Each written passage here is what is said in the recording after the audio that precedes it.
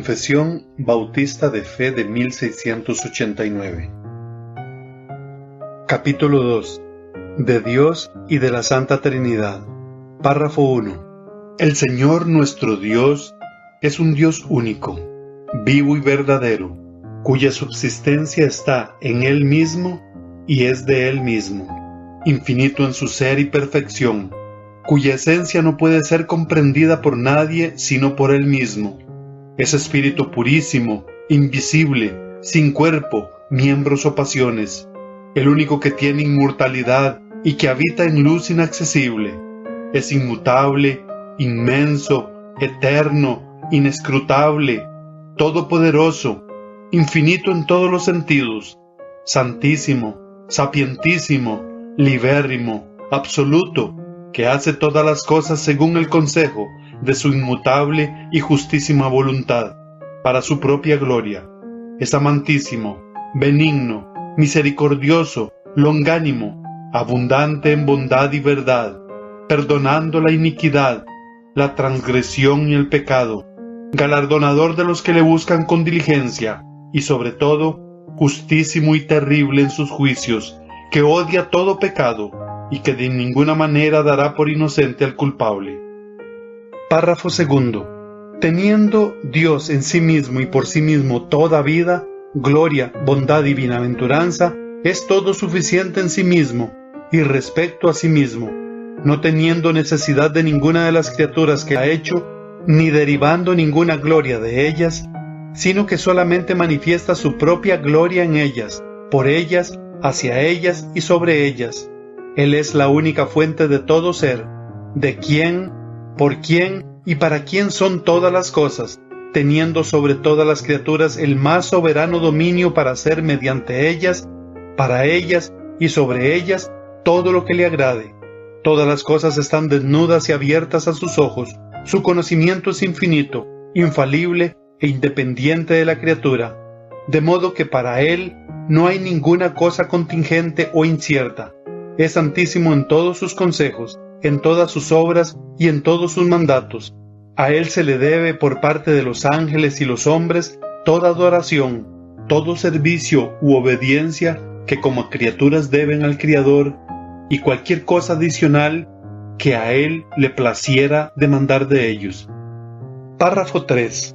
En este ser divino e infinito hay tres subsistencias: el Padre, el Verbo o Hijo y el Espíritu Santo, de una sustancia, un poder y una eternidad, teniendo cada uno toda la esencia divina, pero la esencia indivisa. El Padre no es de nadie, ni por generación ni por procesión. El Hijo es engendrado eternamente del Padre, y el Espíritu Santo procede del Padre y del Hijo. Todos ellos son infinitos, sin principio, y por lo tanto son solo uno. Son un solo Dios, que no ha de ser dividido en naturaleza y ser, sino distinguido por varias propiedades relativas, peculiares y relaciones personales. Dicha doctrina de la Trinidad es el fundamento de toda nuestra comunión con Dios y nuestra consoladora dependencia de Él.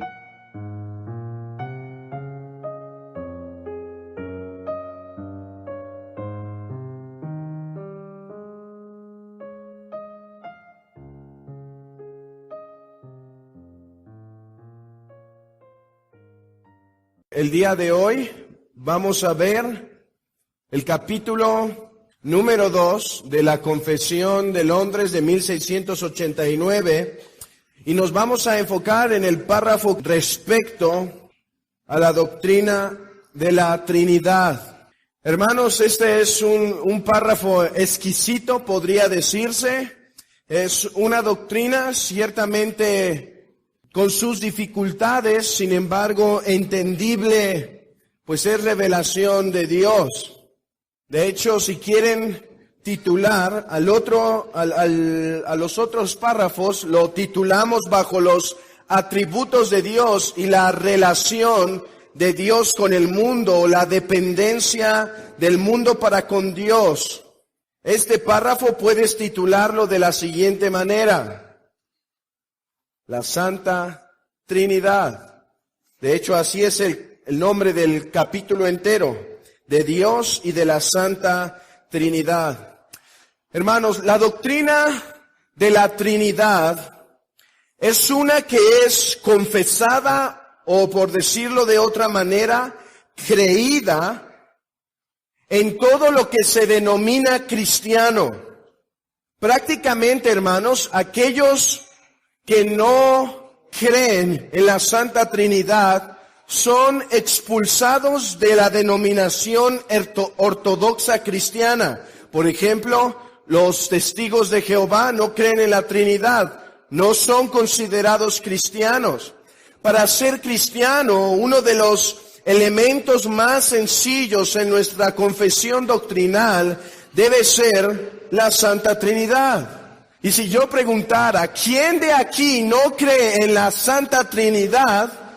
Si los que están aquí se denominan cristianos, nadie levantaría la mano para decir que no cree en la Santa Trinidad. Pero otra cosa sería si yo preguntase, ¿quién puede explicar la Santa Trinidad? Y aquí hay un poco de confusión. ¿Cómo es que podemos creer la Trinidad sin poderla explicar? Me he dado cuenta que la mayoría de los cristianos hoy en día conocen ciertos aspectos de la doctrina de la Trinidad, pero que muchos de sus ejemplos y explicaciones rayarían en la herejía. Muchas de las explicaciones que hoy se dan para hablar de la Trinidad por lo que se llama cristianismo raya en ocasiones en la herejía, hermanos.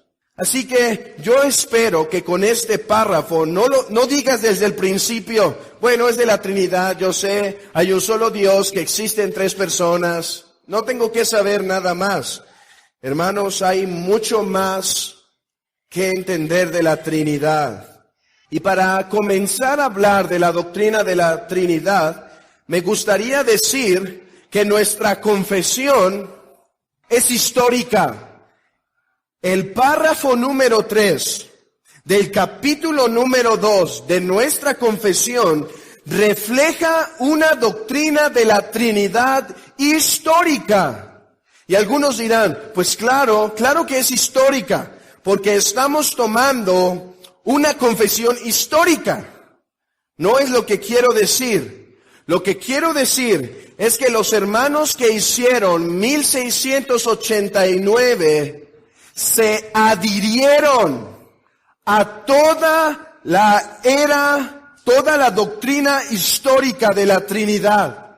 1689 no formula su doctrina de la Trinidad en un vacío. Aquí está, hermanos, y quiero atraer su atención. La doctrina del párrafo número 3 respecto a la Trinidad no es formulada por nuestros hermanos bautistas reformados en un vacío. Ellos toman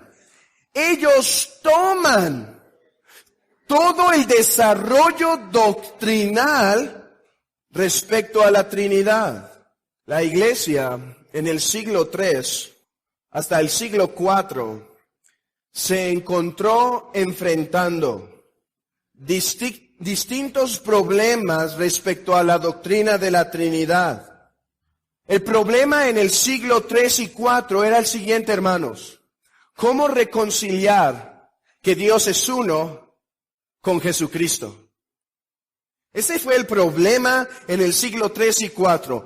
¿Cómo reconciliar que Dios es uno, pero con este Jesucristo que se presenta en los evangelios? Porque el Jesucristo que se presenta en los evangelios dice ser Dios mismo. Hace las obras de Dios, dice ser Salvador, dice de sí mismo Jehová, que Él es Jehová. Entonces, ese fue el mayor problema. Y hubo dos maneras en las que trataron de resolverlo.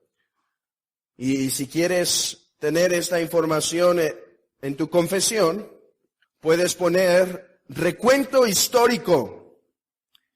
Los primeros o una de las formas que trataron de resolver que Dios es uno con la persona de Cristo, se llamó monarquismo modalista. Monarquismo modalista, o conocido en nuestros días como sabelianismo. Sabelianismo. Ellos decían lo siguiente: dado que Dios es uno y no dos, sino hay un solo Dios, y Cristo se presenta a sí mismo como Dios, la respuesta es esta: Dios ha tenido muchas máscaras. Lo estoy poniendo en términos que sean lo más entendibles. Entonces Dios ha tenido muchas máscaras. De hecho, modalismo quiere decir eso, modalidades. En el Antiguo Testamento, Dios, que es uno, tomó la forma o el modo de Padre. En los Evangelios tomó el modo o la forma de Hijo. Y en la era de la Iglesia toma el modo o la forma de Espíritu. No son tres eternamente, sino uno eternamente, existiendo en diferentes formas y en diferentes máscaras, para ponerlo más sencillo. Entonces, más o menos se resuelve el problema, ¿no es verdad? Hay un solo Dios. ¿Y qué de Cristo, que se dice ser Dios? Ok, fácil. Dios sigue siendo uno. Cristo es otra máscara que Dios ha adoptado. Otra manera de resolver el problema fue con el subordinacionalismo, o la doctrina de la subordinación de la Trinidad. Ellos decían, ¿cómo resolver el problema que Dios es uno y Cristo? Ok, el Padre es Dios sobre todas las cosas, y el Hijo y el Espíritu, deidades menores. Subordinación se refiere a sometimiento, uno mayor que otro. Ellos dijeron, la manera de resolver que Dios es uno y la persona de Cristo es diciendo que el Padre es Dios sobre todas las cosas y el Hijo y el Espíritu dioses menores. Esto dio a luz al arrianismo, hermanos. Esto dio luz al arrianismo, la herejía que dice que el Padre es el único Dios, que el Hijo fue creado de la nada, ex nihilo, y por lo tanto tuvo un origen. Existió Cristo por la voluntad de Dios. Resolvieron el problema. ¿Cómo es que Dios es uno y la persona de Cristo? Cristo es un Dios menor. Cristo, aunque es supremo y más que los ángeles y los humanos, no es más que Dios, porque Dios lo creó. ¿Podemos ver los problemas, hermanos? Y estoy diciendo esto porque nuestra confesión está tomando de esos problemas resueltos para formular el credo. Bueno, habiendo estos siendo los problemas o las herejías, en 1668, obviamente después de Cristo, el modalismo fue en cierta manera rechazado, pero el arrianismo no. Eso produjo el concilio de Nicea en 325 después de Cristo, que resultó en una mayor y mejor organización en el 381 después de Cristo, en el concilio de Constantinopla. ¿Cuáles son las dos verdades que estos concilios tuvieron que defender? Que Dios es uno, pero que hay tres subsistencias o personas en la Trinidad. Hermanos, los arrianos decían que aunque Cristo y el Espíritu eran dioses menores, no eran de la misma esencia que el Padre. Es algo que los cristianos en ese tiempo tuvieron que desarrollar, tuvieron que luchar, demostrar que Cristo, que el Espíritu Santo y que el Padre comparten la misma esencia. Entonces, los credos de los primeros 4 o 5 siglos del cristianismo insisten en que Dios es uno, que este Dios existe en tres personas y que estas tres personas comparten la misma esencia, son igualmente Dios. Pero hubo un problema que no se resolvió totalmente, que no solo son tres personas, sino son tres personas eternamente distinguibles. Hermanos, la doctrina de la Trinidad no habla simplemente de tres personas, sino de tres personas eternamente distinguibles. Yo sé que la mayoría de los que estamos aquí pueden distinguir fácilmente y defenderse en contra de los arrianos y demostrar que Cristo es Dios, que el Espíritu Santo es Dios. Pero me pregunto si podemos justificar bíblicamente, hermanos, que estas personas son tres personas distinguibles eternamente. Me pregunto si podemos justificar bíblicamente, hermanos, me pregunto si entendemos este concepto, que las tres personas son distinguibles desde la eternidad. Voy a dar tres evidencias, o al menos dos, que prueban que muchas veces no entendemos esta última doctrina. En primer lugar, los ejemplos de la Trinidad que solemos dar. Cuando queremos explicar la Trinidad, muchas veces usamos ejemplos tales como la Trinidad es como el agua, H2O. A veces en forma gas, a veces en forma líquida y a veces en forma sólida con el hielo. Hermanos, les comento que eso es la herejía del modalismo. Si tú eres modalista, está bien que uses ejemplos. Si tú eres trinitario, no está bien. Otro ejemplo. El hombre, hay algunos que dicen, ¿quieren que te explique la Trinidad? Piensa en un hombre. A veces es padre, a veces es esposo y a veces es empleado. Bienvenidos a la doctrina del modalismo. Esa es una evidencia, nuestros ejemplos dan evidencia que no entendemos correctamente la doctrina de la Trinidad. Otra evidencia que tenemos fallas en este último concepto, que las tres personas son distinguibles eternamente, es esta. Si diésemos una hoja en blanco y preguntásemos a todos, escriban las tres características o propiedades particulares de cada persona que los hace diferente a cada persona, la una de la otra, ¿qué escribiríamos? ¿Cuáles son las propiedades distinguibles de cada persona de la Trinidad? Y otra evidencia que tenemos falla con esta última doctrina es nuestra forma de adoración. Muchos piensan que Cristo es el único que procura nuestra salvación, como si tuviese que convencer al Padre que tuviese buena voluntad para con nosotros. Eso es más bien un triteísmo, porque la voluntad de Dios es una en las tres personas y no puede haber lucha interna entre voluntades. Eso los haría tres dioses distintos. Pero claro, si tú explicas que la Trinidad es como un árbol, hierbas, tronco y follaje, está bien, eres un triteísta. Y otra manera en que sabemos es la manera en la que algunos ejercen su oración. Algunos confunden, algunos inconscientemente, pero algunos conscientemente confunden a las personas de la Trinidad en sus oraciones. Sí, Padre, que moriste en la cruz, Señor, y empiezan a orar y de repente no sabes ya a quién está orando en realidad, si al Padre, al Hijo o al Espíritu Santo. Tenemos una doctrina débil de la Santa Trinidad en nuestras mentes probablemente. Si esto que he dicho, alguna de estas cosas, te sentiste caracterizado, hermano, es que probablemente no estemos entendiendo correctamente la doctrina de la Trinidad. Este credo de Nicea, el credo niceno, hermanos, es la expresión más primitiva de la doctrina de la Trinidad y ya incluía estas tres verdades. Un solo Dios, tres personas en este ser, pero tres personas distinguibles eternamente. Tenemos mucho más responsabilidad de creer esto nosotros, hermanos, ya que hemos pasado ese proceso de batalla de la Santa Trinidad. En primer lugar, nuestra confesión en el párrafo 3, y ahora pueden poner su mirada en el párrafo 3 del capítulo 2, habla que hay un solo Dios.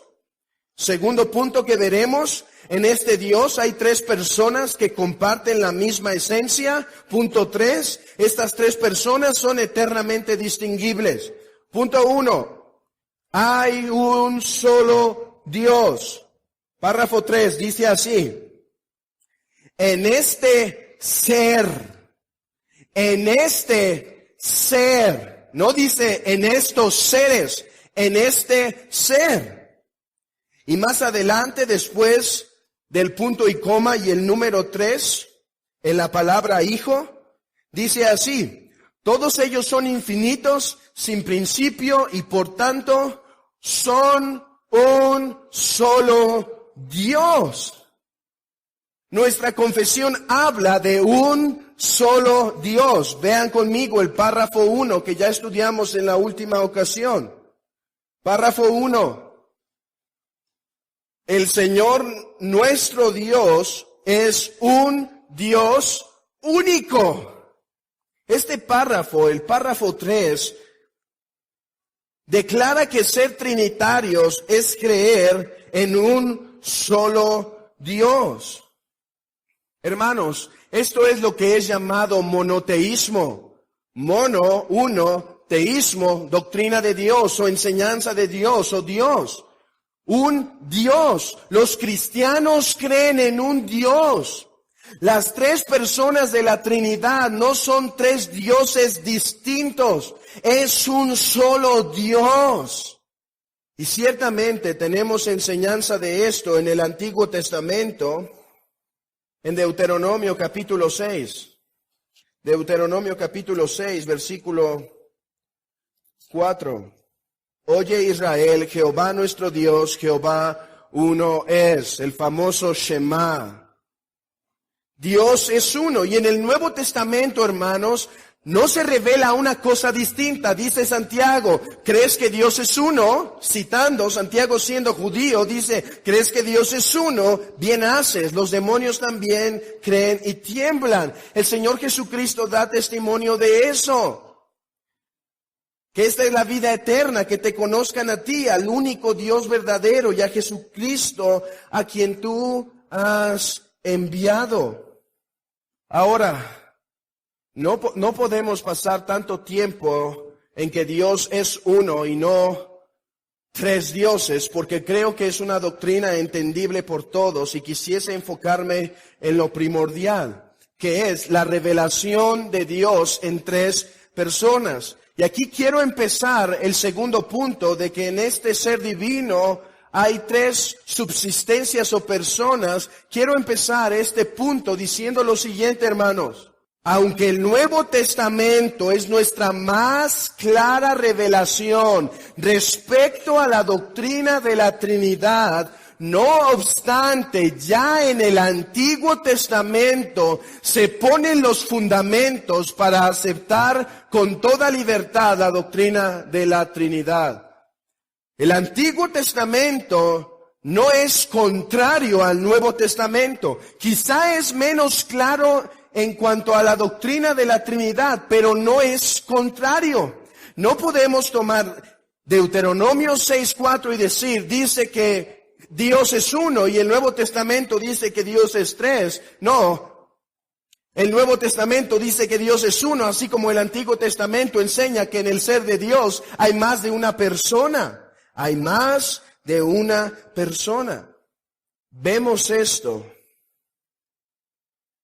en el párrafo número 2, cuando dice, en este ser divino e infinito hay tres subsistencias, el Padre, el Verbo o Hijo y el Espíritu Santo.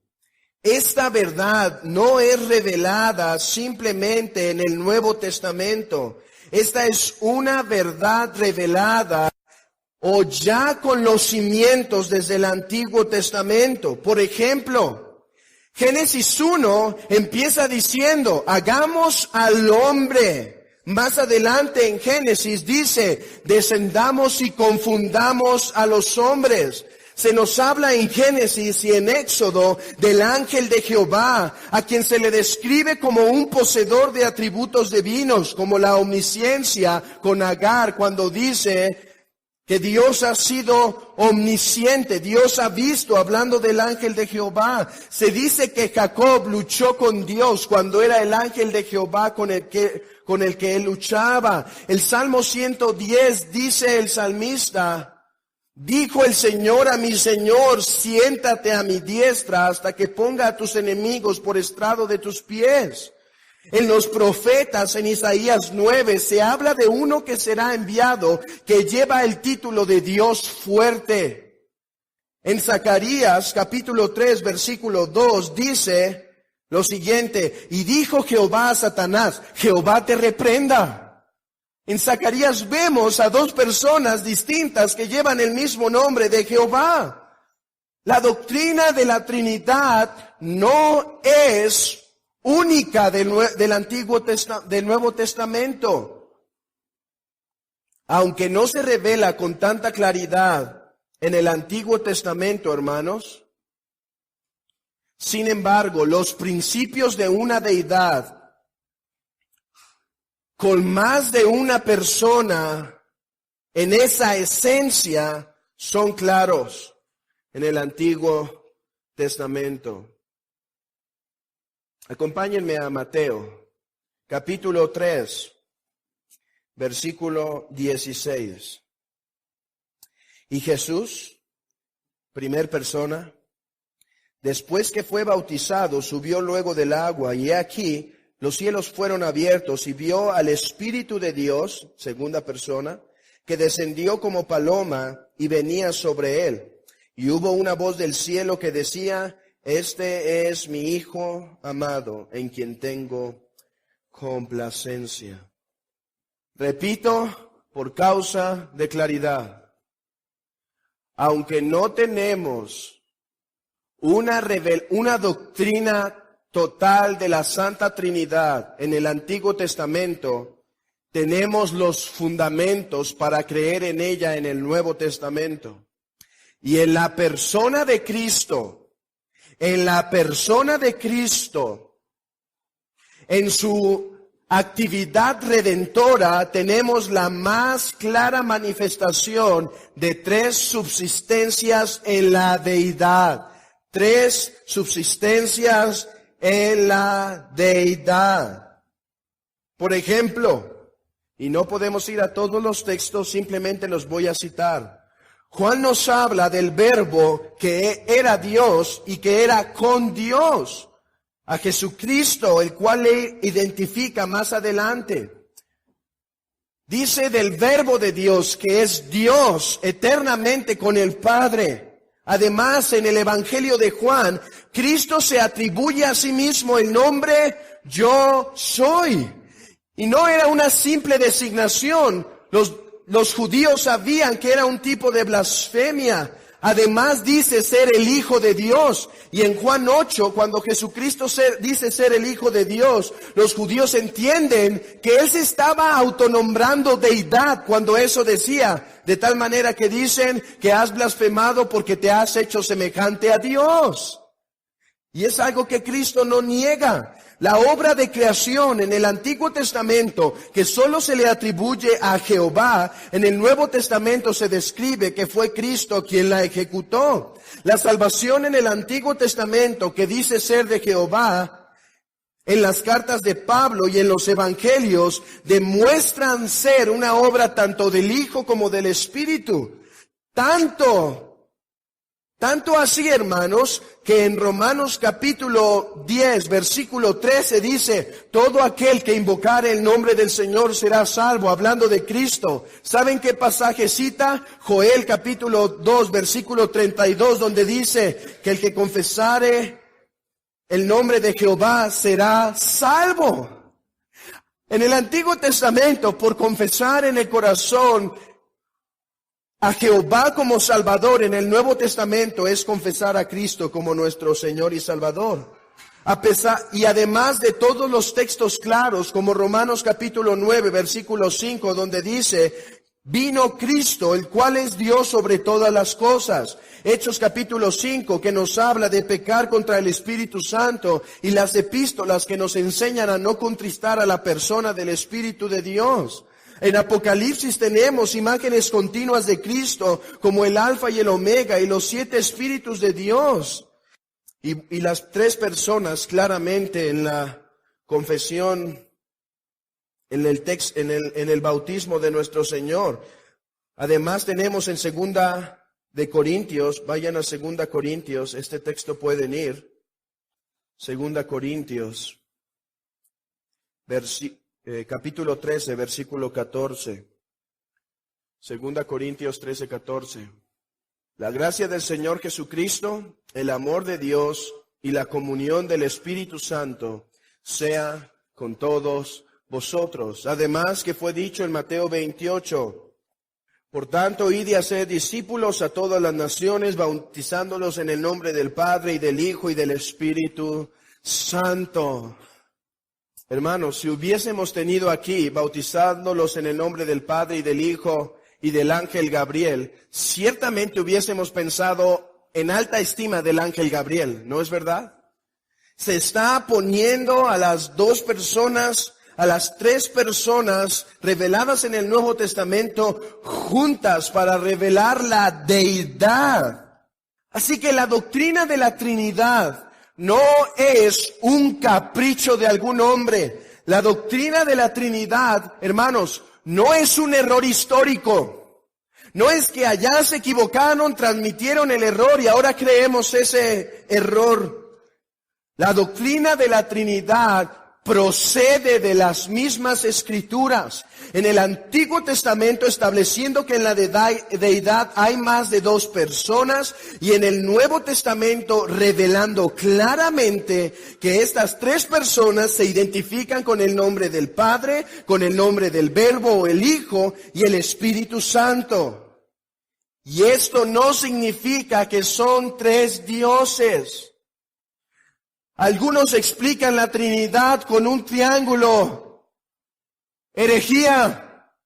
Dios no es el Padre más el Hijo más el Espíritu igual a Dios. No es que sumas una esquina más otra esquina y otra esquina y tienes un triángulo. No. Eso puede ser en un triángulo, pero no en la divinidad. Mira cómo dice, después que identifica el nombre, acompáñeme a la confesión.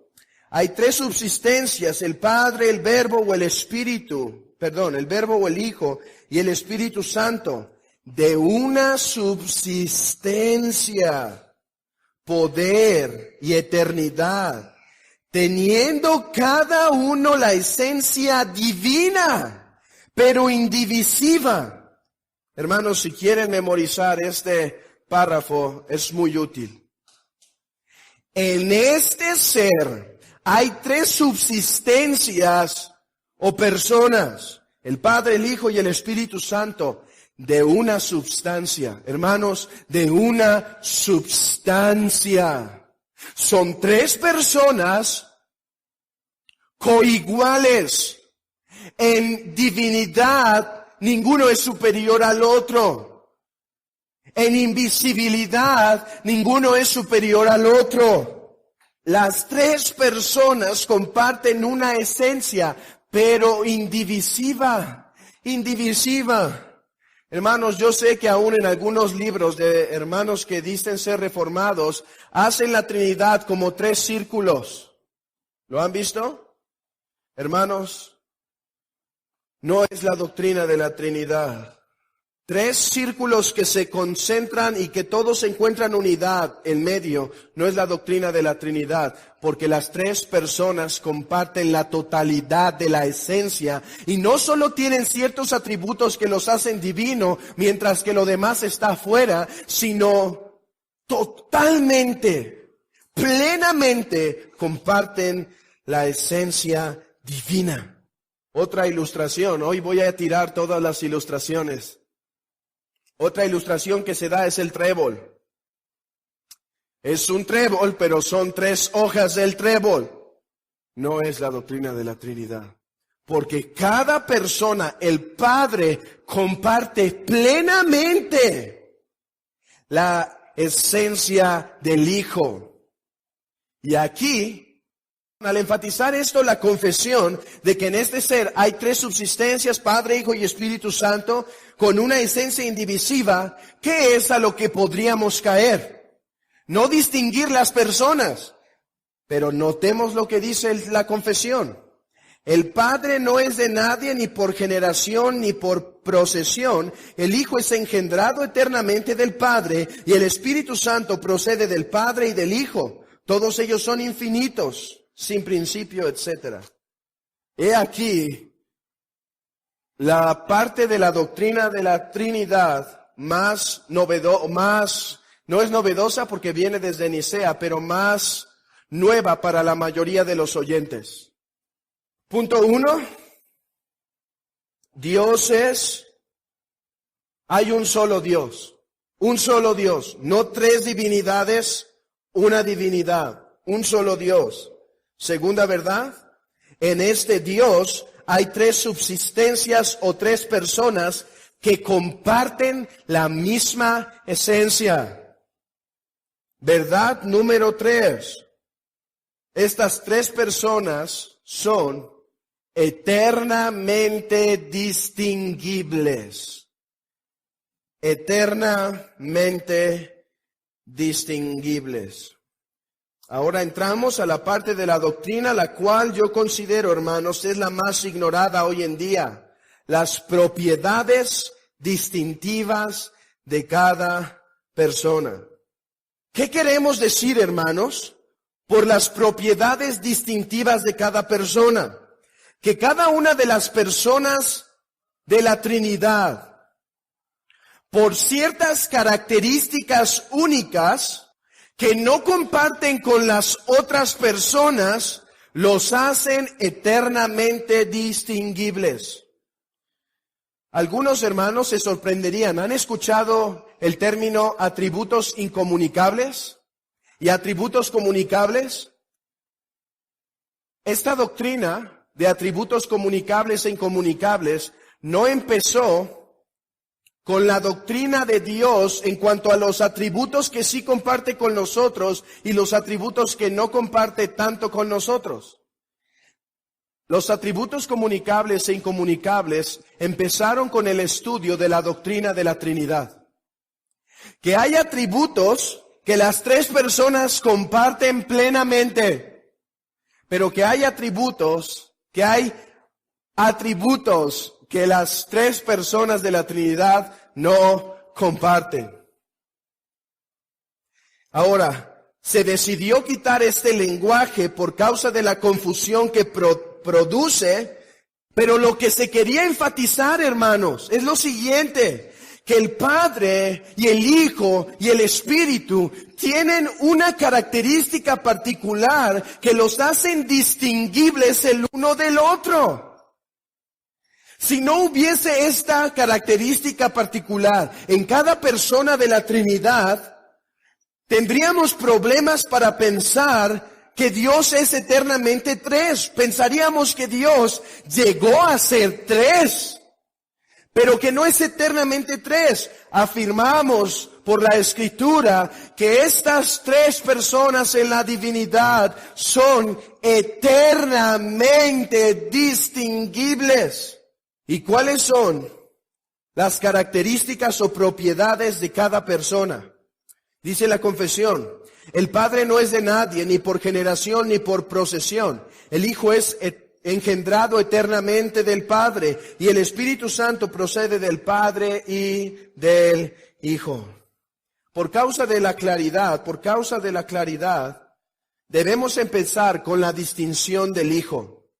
¿Qué es lo que enteramente ha diferenciado a la segunda persona de la Trinidad del Padre y del Espíritu Santo? Dice el párrafo: la generación eterna del Hijo. ¿Y cómo hacer esto más digerible? Creo que la manera de hacerlo más digerible es quitar cualquier concepción humana de nuestras mentes con estos términos. ¿Qué pensamos o qué conceptos se vienen a nuestra mente cuando pensamos en generación? Tiempo. Alguien que es engendrado, una vez no estaba y ahora es. Quitemos ese concepto. 2. El engendrado es engendrado involuntariamente y por la decisión del que engendra. Es opcional, podríamos decir. Quitemos ese concepto cuando hablamos de la generación del Hijo. 3. Hombre y mujer, obviamente, herejía, quitemos ese concepto. 4. Cuando generamos a un hijo, no se transmite toda la esencia, sino parte, ¿verdad? Tu hijo, aunque se parezca tanto a ti, no es igual a ti. Tiene características distinguibles. Quitemos ese concepto. ¿Por qué? Porque notemos que se está diciendo que la generación del Hijo es eterna. Esto es lo que ha sido denominado en la doctrina reformada la generación eterna del Hijo. Habiendo quitado estos malos conceptos, nos ayuda a entender que cuando hablamos la generación, no estamos hablando que Cristo existió o no existió en un momento. ¿Por qué? Porque el Concilio de Nicea, hermanos, del cual se toma esta doctrina, estaba atacando el arrianismo que decía que Cristo había sido creado. La generación eterna del Hijo en el credo niceno tiene el propósito de rechazar la concepción de que el Hijo tuvo un principio en la eternidad. Además, engendrado eternamente son dos palabras que parecieran contradictorias en nuestro lenguaje, pero lo que se quiere describir aquí es que el Hijo tiene una característica. Y esta característica es ser engendrado eternamente, sin principio, sino eternamente del Padre. ¿Cómo sabemos esto? ¿Cuándo el Hijo empezó a ser hijo del Padre? La respuesta es desde toda la eternidad, porque de tal manera amó Dios al mundo que ha dado a su Hijo. Ha dado a su Hijo. Algunos decían, Cristo eternamente fue el Verbo, pero hasta que vino a la tierra, el Padre lo adoptó y entonces el Hijo se convirtió hijo. No, la enseñanza que tenemos en la Biblia es que el Verbo eternamente ha sido el Hijo de Dios. Segunda pregunta necesaria. ¿A partir de cuándo el Padre empezó a ser Padre? Eternamente. Y para que haya un Padre y para que haya un Hijo, debe existir una filiación eterna entre estas dos personas. Dice la Escritura, y vosotros hemos visto y testificado que el Padre ha enviado al Hijo, el Salvador del mundo. Notemos esto. ¿El Padre será Padre de aquí a la eternidad futura?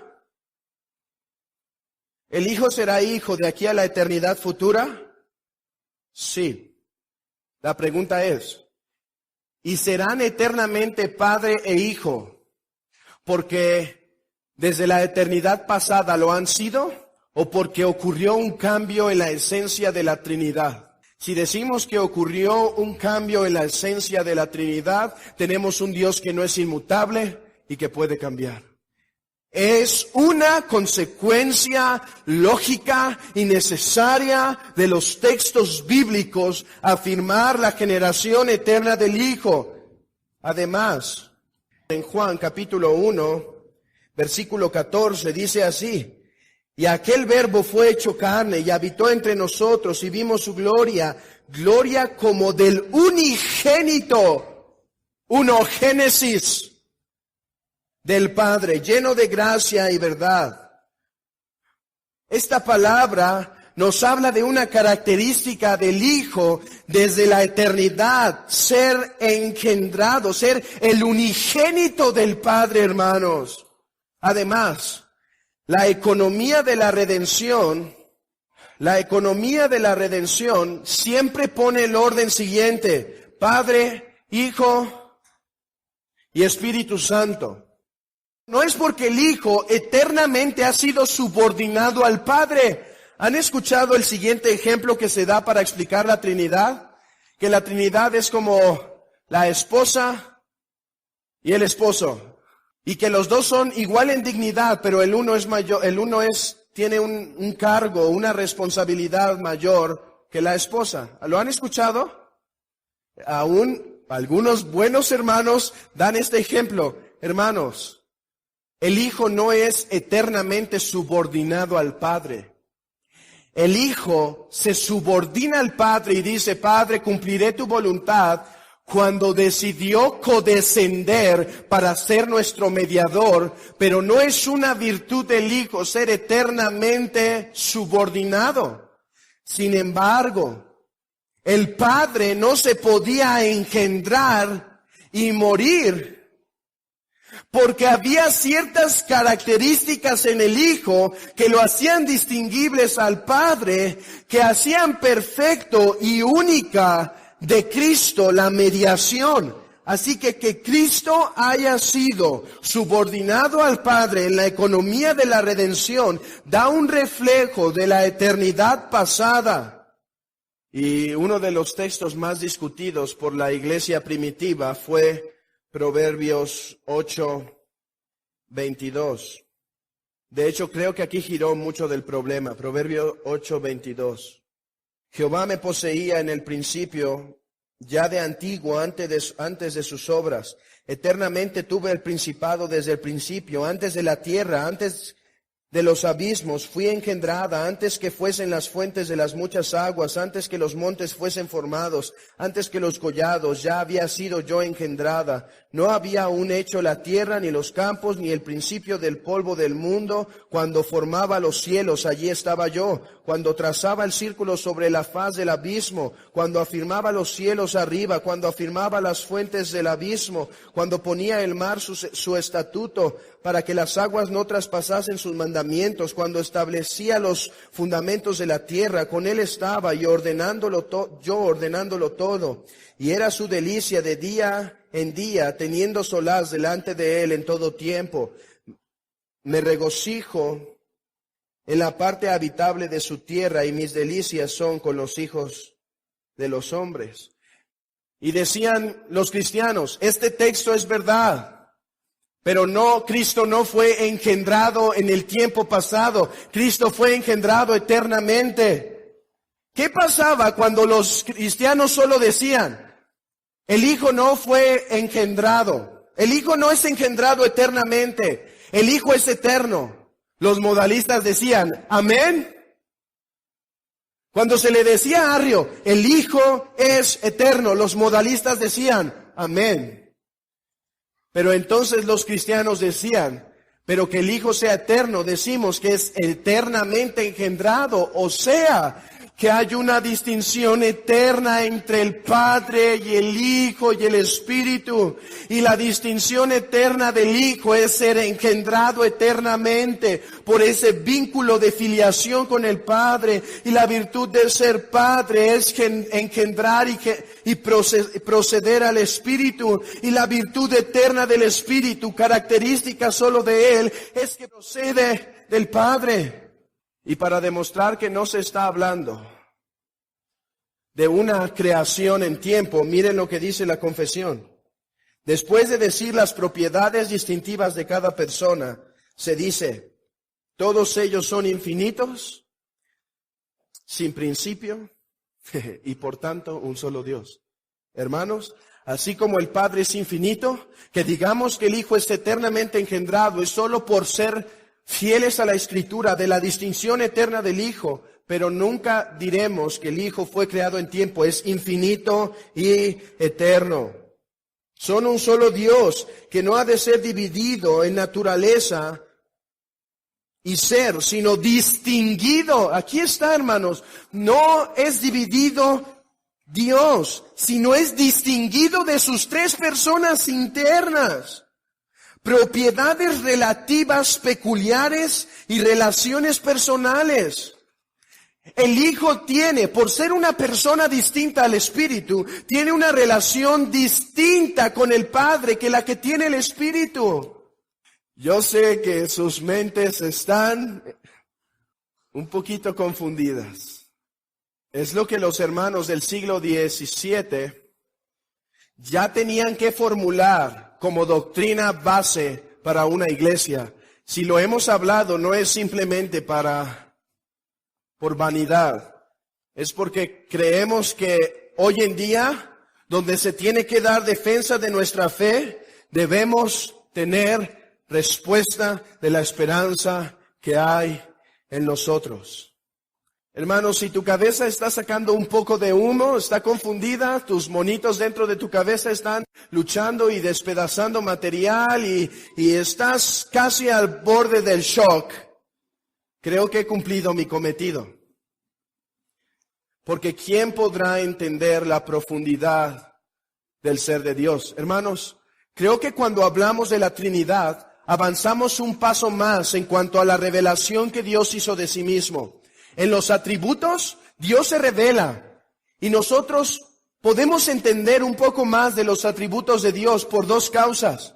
Porque nos hizo a su imagen y cuando vemos el amor de Dios y no lo entendemos perfectamente, quizá podemos imaginar ciertas acciones de amor a nosotros que hace un poco parecido el amor de Dios. Además, que en las obras de creación, Dios es poder, infinito, tiene infinito poder. Y nosotros tenemos un poco de poder por ser hechos a su imagen. Y además la creación refleja su poder. Así que esos atributos nos reflejan algo de Dios. Y creo que más claramente lo entendemos. Sin embargo, cuando hablamos de la Trinidad, avanzamos, Dios despliega un poco más de su ser. Y no hay nada semejante a la Trinidad en la tierra. Nada. Es más, algunos llegan a decir, pues mira, tú eres alma, espíritu y cuerpo. Para empezar, no somos alma, espíritu y cuerpo, solo somos espíritu y cuerpo. No somos tricótomos. Algunos dicen, así como Dios es trino, nosotros somos tripartitos.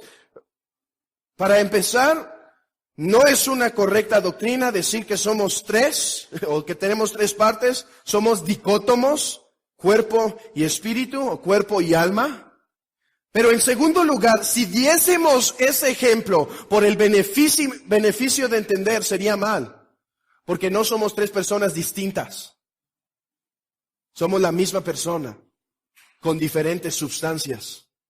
Dios no es un Dios con tres partes de su ser, o tres sustancias de su ser, es tres subsistencias. El tratado de Agustín, de Trinitate, comienza con esas palabras. Dice Agustín, estaré a punto de decir palabras que el hombre no es capaz de decir y no es capaz de comprender. Así que hermanos, si estamos confundidos, si estamos atrofiados con la mente con esto, gloria a Dios.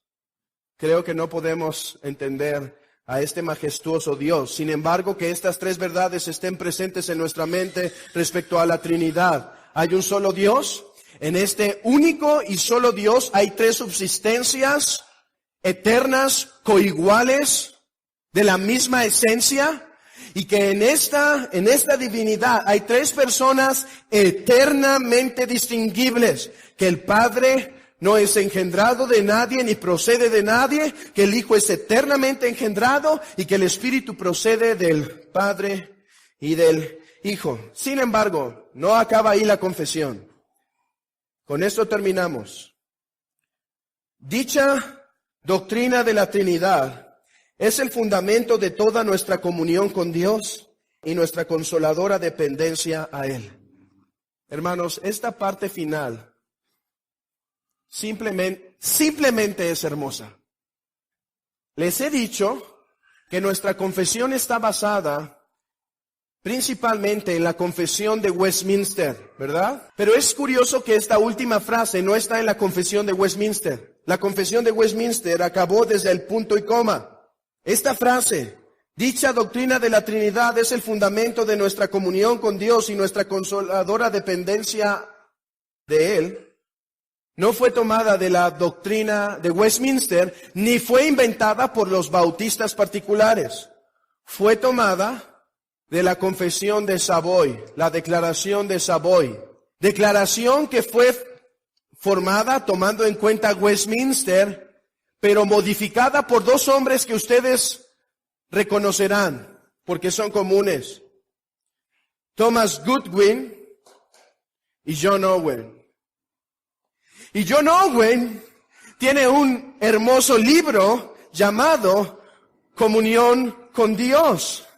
Y la esencia y tesis de ese libro es esta: Dios es uno, pero a causa que este Dios uno es trino, debemos tener comunión con cada persona de la Trinidad, porque son eternamente distinguibles y de los tres tomamos consolación. Hermano, tu salvación depende de la Santa Trinidad, y si no crees en una Santa Trinidad, no tienes justificación para tu salvación, pues ¿quién podría ser al mismo tiempo tu juez y tu redentor, sino el Dios que es tres personas?